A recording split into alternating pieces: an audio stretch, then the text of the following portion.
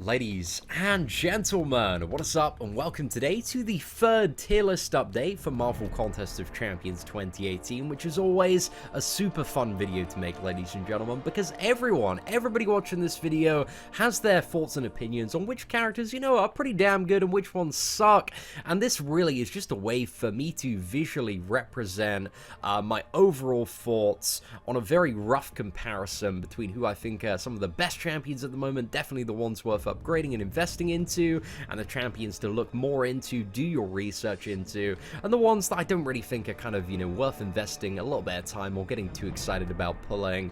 And I think it's a very helpful tool for a lot of progressing players to have, because we have so many characters in the game now, ladies and gentlemen, but I believe we are very, very close to 120 at this point, and I can tell, like, every time I do a tier list video, man, it just gets beefier and beefier.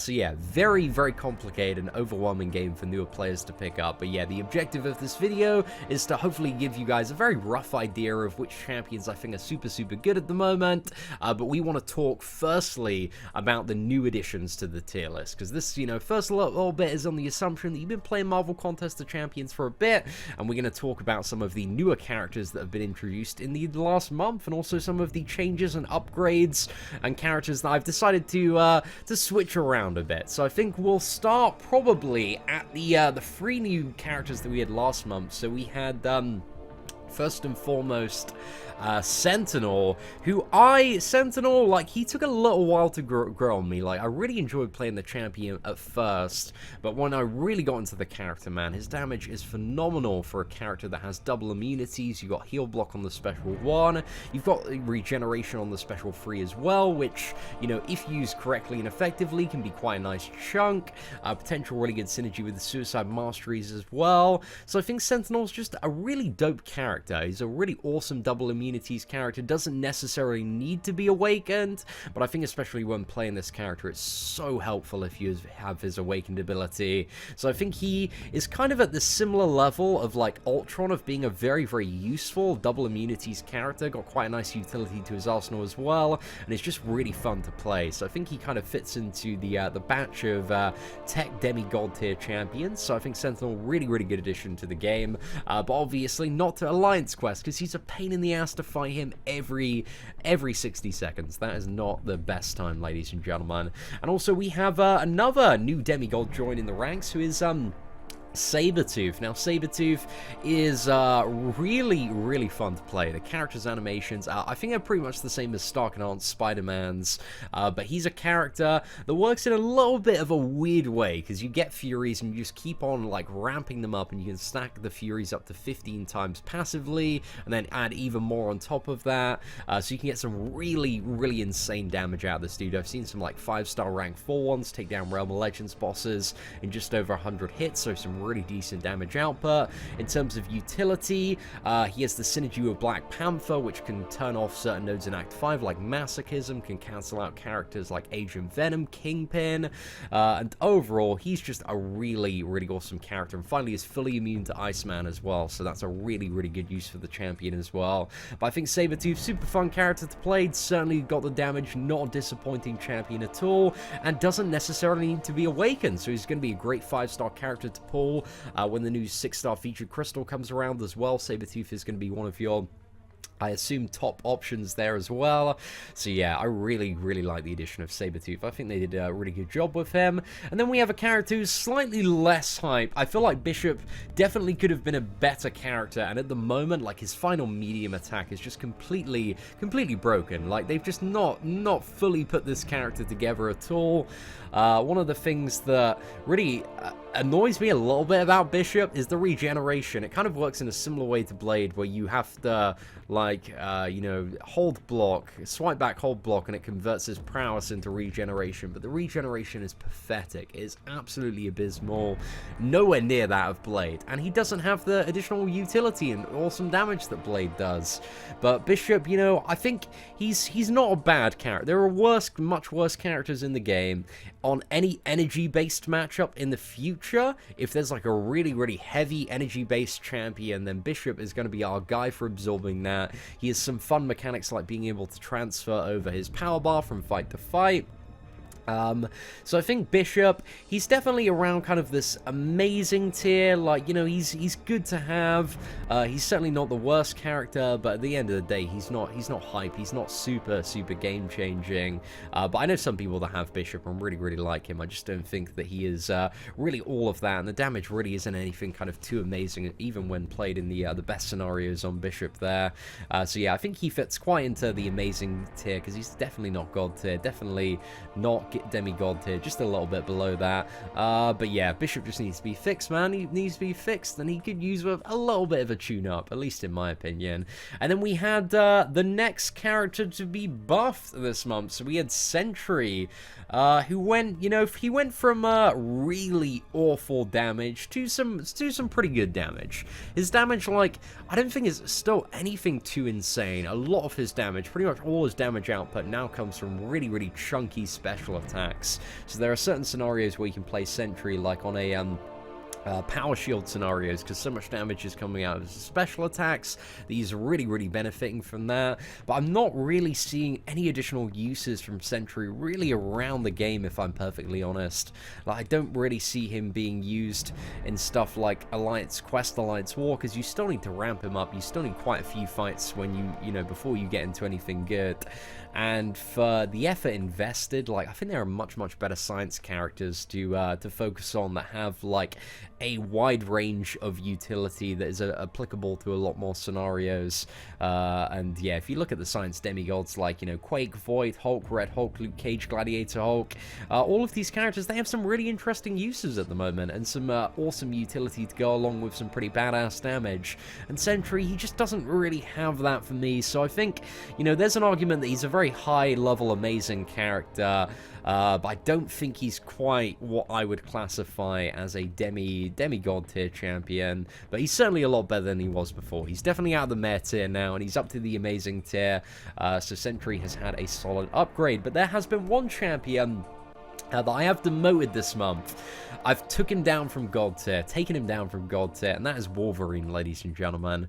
I think Wolverine, he was an OG God tier on my tier list for like such an incredibly long time, but I feel like there's just been so many like little updates and changes, and they've just been all cultivating, and every time I look at Wolverine, I'm like, is he really like kind of at the level of what I consider a God tier champion? And I've been on the cusp of demoting him for the last few patches, but I think that the last Alliance Quest update, the latest one, has really been a nail in the coffin, because he's just nowhere near, in my opinion, an ideal option for dealing with a lot of the Sentinels, like all of the mini bosses and stuff. You know, you've got Green Goblin, Nightcrawler, Morningstar now. He's not really that great for them, not really bringing anything too special to the table. And then Dormammu as well, like he's just not really bringing too much to that scenario there either. So I just think for Alliance Quest, which was, you know, one of his primary uses before, because you can just cut through all these Sentinels, just infinitely regenerate. And Wolverine, he definitely still has his merits in the game. I'm not going to knock him from that. Like any long sustainable mission where you need a lot of regeneration, an awakened Wolverine is going to pull through and be your option. I just think there's so much stuff like Alliance Quest, Alliance War, Labyrinth of Legends, all sorts of modes of content where there are just better options to use than Wolverine now.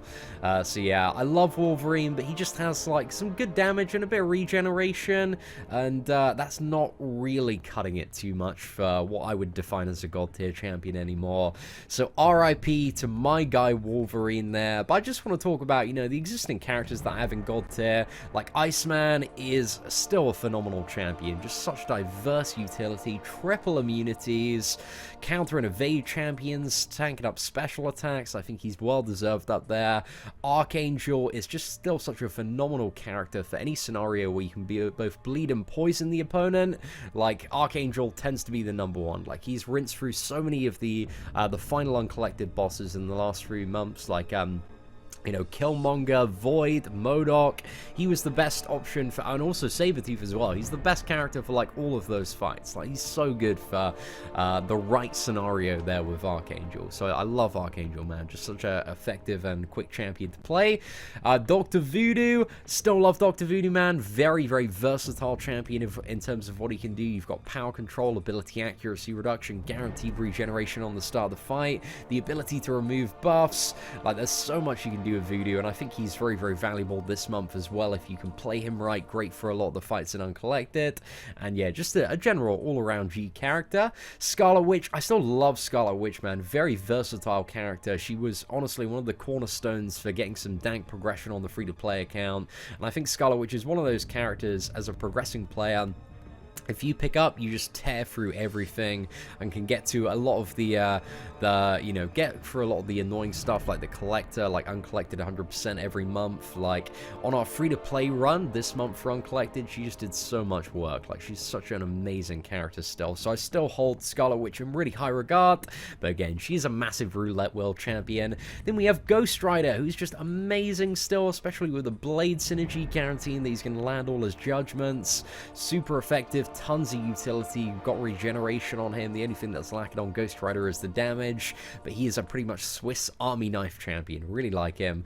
Magic, phenomenal character still. Amazing power control. Just keep the opponent power locked in the corner with the special too.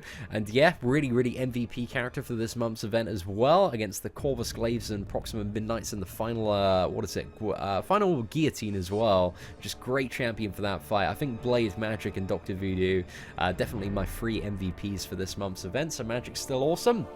Gwenpool, still a pretty badass character. I feel like Gwenpool, there hasn't been anything that I can think of really recently that has really like shown the good use of a Gwenpool. So she's a character I don't think has got like too much love, too much highlighting over the last month and a bit, but the damage against any opponent that can bleed is still just insane. Has the ability to infinitely like innovate and power lock the opponent potentially, and the stuns when your opponent is bleeding, like you can have some crazy chains on with Gwenpool, and she's just a very fun, aggressive character to play.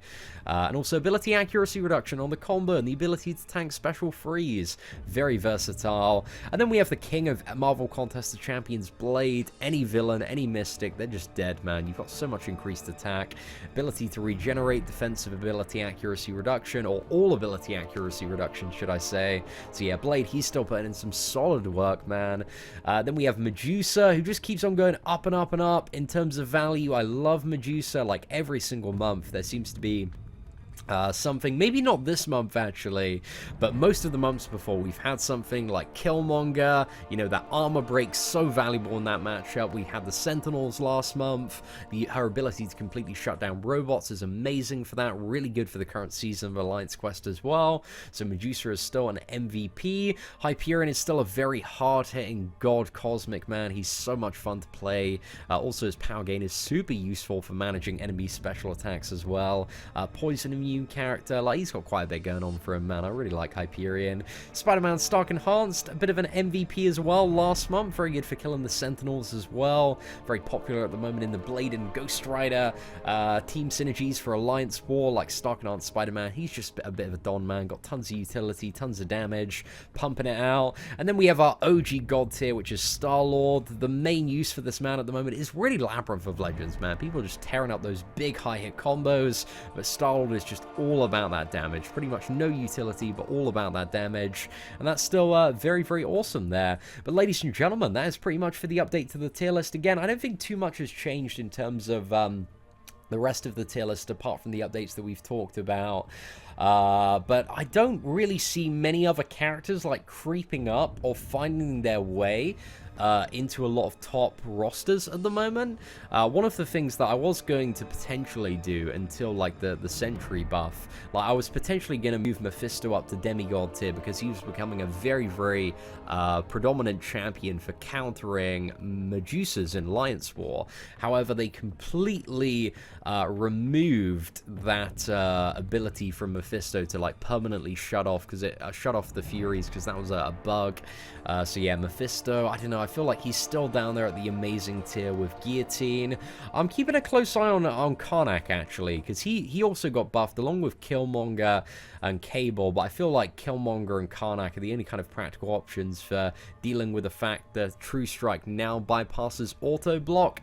And I think there's maybe a case as well for Killmonger if you know, a lot of a lot of Modocs, a lot of Medusas are coming up. Maybe there's a case for Killmonger being moved to God tier character. But I don't know, I'm keeping a very, very close eye on Killmonger because I feel like he has a lot of potential that, you know, being a new character hasn't been fully explored yet. But I don't know, I'm interested to see if, you know, more Karnaks are going to be popping up now, more people are going to be using that character. But ladies and gentlemen, apart from that, that's pretty much it in terms of the tier list update. If you want a link to this tier list, a link to it will be in the description of this video. Ladies and gentlemen, thank you so much for watching. I really do appreciate you hearing out my opinion on which characters I think are some of the best characters in Marvel Contest of Champions. But ladies and gentlemen, thank you very much for watching. Take care and have an absolutely fantastic day.